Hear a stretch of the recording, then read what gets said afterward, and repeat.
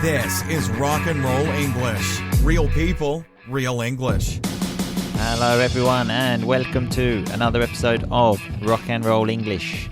Today I talk to Dan the Man again and we talk about why highly intelligent people are single. The show begins with us talking about Singles Awareness Day, which if you don't know what that is, I recommend you listen to the previous podcast where we spoke about that. Okay, so have fun listening to us talking about stupid things and stupid stories as always. Dan the Man, how are you? I'm very well. How are you? I'm fine. It was fantastic seeing you at Singles Awareness Day party the other day. It really was, wasn't it? Yeah, but I've got some good news for us, Dan. To keep your chin up. What does it mean to keep your chin up? Your spirits high. Yes, because the chin is, let's say, the part of your body directly under your mouth. So keep your chin up. Because there is another study which says that intelligent people are much more often single. And not just intelligent people, Dan. Highly intelligent people. Why do you think what was their reasons? Well, that is what we're going to talk about, Dan. Great question. Okay. I must say at this point, I'm not 100% sure how credible this study is because I think they're trying to make something bad sound good in some of the points. One of the points is it says you are really good at making a mess of things. What? So it's giving you praise to say you're really good at basically making things go wrong. Where is this study from? I cannot remember, but I will include it in the show notes. It's one of my fantastic studies I find on the internet. Well, to be fair, if you're going to be good at something, it may as well be making a mess of things. Yeah, and I am a master at making a mess of things. You really are. Especially these podcasts, because for some reason it takes me about 5 hours to actually edit and modify it because I make a mess of them, much like I do with relationships. But there are also some other points, Dan, which one of them is it says that people stay together because they have the same level of intelligence. Okay, that is when a marriage will last long. And obviously, highly intelligent people have more difficulty finding someone of their intelligence. What do you think about that? Well, I'm slightly worried that you're putting us in that bracket of highly intelligent people as an excuse. I wouldn't want to put myself in the same bracket. And when I say the same bracket, I mean the same category as you, Dan, because I consider myself far more intelligent than you. Oh, really? Yes, I do. And it also says that intelligent people are more aware. And remember, we spoke about the word aware in the last episode. Are more aware about if the person they are with is the wrong person. What do you think about that? Is there any truth in that? What, if you're more intelligent, you're more aware? Yeah, that you're with you the wrong understand. person? Often people don't understand that the person they are with is not right for them. I will give you an example of this, Dan. To be honest, I am the last person you should be asking about relationship stuff. Yeah, I don't think either of us are experts, actually. So basically, if anyone's listening, don't listen to any of the advice we give because... Don't break up from your husband or wives. Yeah. Because Dan and I are both 32 and both single, so that means we obviously know absolutely nothing about relationships. But I'm going to give you an example of knowing you're with the wrong person, okay? So a girl I was going out with at university, I went to see her, and we were sitting there, all of her friends there, well, about 5 or 6. They were all females, and I was thinking, God, this is a bit boring. I would like some male company. And then after about an hour, one of their boyfriends turned up. And when I say he turned up, I mean he arrived. So he turned up and I thought, oh, great, some male company. And immediately he started climbing a tree and the girls thought it was hilarious and couldn't stop laughing. And I will never forget, well, my ex-girlfriend looked at me and said, "Why don't you climb the tree?" And it was at that point I realised this girl is not the one for me. I am not a man that likes to climb trees. I'd rather read a book. I was sitting there in the sunshine. It was a nice day, drinking a beer. I said, why would I want to climb a tree? How long did the relationship last? Really not long, because that really was a very how long important moment. How long had you been going out with her? Well, great grammar there, Dan. How long had you been going out with her until that point? Bit of past perfect there. Not very long, couple of months. But then, as I said, after that, I realised I couldn't do it anymore. Another example I've got of, well, people staying with the wrong person. I once asked a friend, this was in Italy, he was living with his girlfriend. They had been going out about a year. And I said, how's it going with your girlfriend? And his immediate response was, yeah, it's okay because, we live together and I live in her house, so I don't pay any rent. Well, we're very romantic. You're saving on rent, okay? So that is very romantic. Well, what if he had turned around and said, we climb a lot of trees together, you would have immediately known what sort of man he was. Yeah, exactly. I've maybe put him in touch with my ex-girlfriend about climbing trees. It also says that smart people generally just like to be alone. What do you think about, not just in relationships, just in general? What do you think about that? I don't know if I'm not calling myself smart, but it's not that I like to be alone, but I don't like to always be with people. Yeah. I think that's why I'm now doing these podcasts and doing things like a website, because that gives me an excuse not to be with people, because otherwise, being with people isn't actually that great. Good for your health. Yeah, but the thing with people is I have difficulty putting up with things. And do you know what putting up with things means, Dan? Of course I do. What does it mean? Dealing with things. Tolerating things is what we're looking for, Dan. Yeah, so I have difficulty tolerating things. If I'm with a group of people and I see someone, for example, climbing a tree, I think, But I think that's because you're getting older. I think if you were 17, you would have been straight up that tree. Well, when the tree incident happened, I was, I think, 20.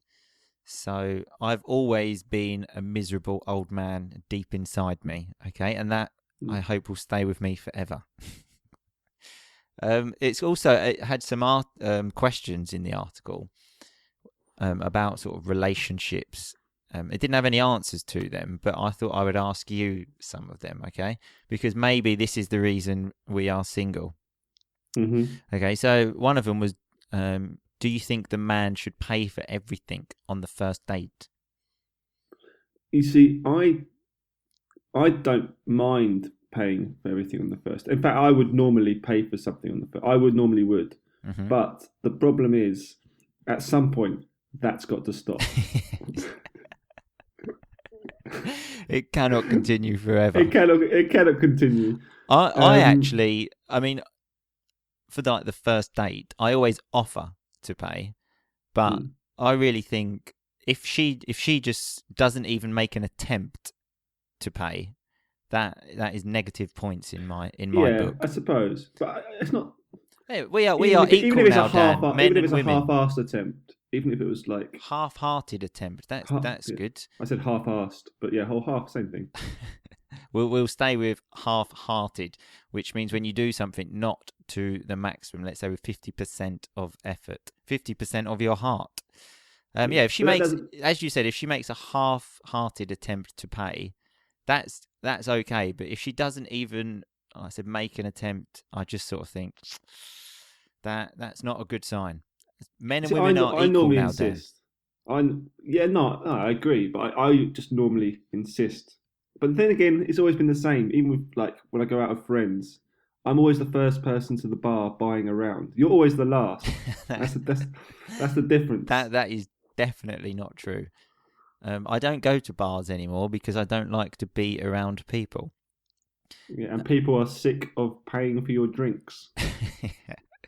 One other question, which was extremely strange to have on this article, was, do you think it is okay for a man to hit a woman? I'm not Where sure. did you find this? I'm not sure when this article was written. It seems like something from like 1972. Well, even before. I'm not sure who would say yes to that. Yeah, of course it's okay to hit a woman. What's the problem? Relax. How man. hard? Yeah. You could spank a woman though, which we actually used in the last podcast. But remember that's in a sexual way and normally quite a nice way. But yeah, I think we can agree it's not okay for a man to hit a woman. Do you agree with me, Dan? I do agree with you. I've always said that. Always said that. This funny story actually, which I just thought about. One of I had a student once when the first lesson I asked them to write a profile about themselves, and this guy wrote like, "Oh, my name's blah blah blah." He said, "I like football, tennis, and I don't like violence against women." Thanks for the information, because I think everyone else in the class loves violence against women, but you really don't like it. Yeah. And I noticed how he only said violence against women, not violence in general. If you want to scrap, punch an old person, like a man, a 95-year-old man, that's fine. That's fine. I once saw someone put on Facebook their things they like and don't like, and they liked like lovely weather, they liked travelling, and right at the bottom it said, "I hate injustice." Yeah, because most people love injustice. Yeah. Most people love injustice. And the last one was, do you believe in love at first sight? I don't know, really. Did you fall in love with me the first time you saw me, Dan? I did, Martin. Yeah, this is what these podcasts are building up to, isn't it? Yeah, by the end of the podcast, I think we'll be a married couple. Yeah. Gay marriage is legal now, Dan. Yeah, finally. Something to think about in the future. I don't know, do you? Depends how good looking the girl is, I suppose. Correct. I don't think anyone's fallen in love with me at first sight. I think I'm a 2 to 3 month kind of guy. Yeah, I would say I'm more 6 to 8 months than someone might possibly fall in love with me. Once you've worn them down a little bit. Yeah, exactly. Okay, well, thanks very much for your time, Dan. Hopefully one day someone will fall in love with us. Otherwise, we will have to fall in love with each other. Which is an alarming way to end the show. Very alarming. Alarm bells are ringing. Yeah. Okay, thanks very much, Dan. We'll see you soon. See you later. So that was Dan and I talking about why highly intelligent people like Dan and I are single. So before I go, let's have a look at some of that rock and roll vocabulary.